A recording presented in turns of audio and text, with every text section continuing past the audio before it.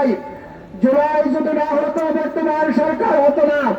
কাজেই জুলাই সনদ বাস্তবায়ন করে এদেশের জন সেন্টিমেন্টকে পূরণ করতে হবে। সংগ্রামী ভাই আমার, আজকে আমরা দেখছি বাংলাদেশের বিভিন্ন সীমান্তে ভারতের বিএসএফ বাংলাদেশের নাগরিককে নির্মমভাবে হত্যা করছে।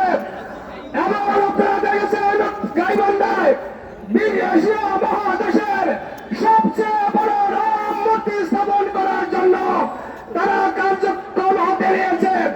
আমরা বলে দিতে চাই, রাম মূর্তি থাকবে মন্দিরে, রাজপথে রাম মূর্তির কোনো কাজ নেই।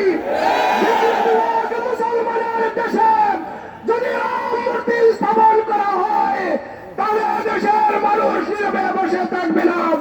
আমরা বলে দিতে চাই, ভারতের ইন্ধনে ভারত এদেশে তার দাঙ্গা বাঁধাবার জন্য, এদেশে তাদের হস্তক্ষেপের সুযোগ করবার জন্য তারা রাম মন্দির করবার উদ্যোগ গ্রহণ করেছে।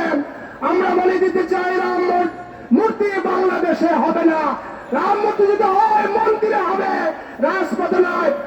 পাশাপাশি আমরা দেখেছি 250তম জাতীয় দিবস উপলক্ষে জাতীয় সংসদের দক্ষিণ প্লাজায় আমেরিকার জাতীয় দিবস পালন করা হয়েছে।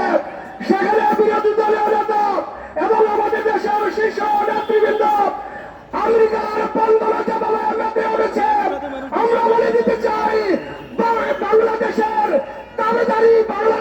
দাবিদারি বাদ দিয়ে যারা দিল্লি এবং ওয়াশিংটনের দাবিদারি করতে চায়, বাংলাদেশের রাজনীতিতে তাদের ঠাঁই নাই।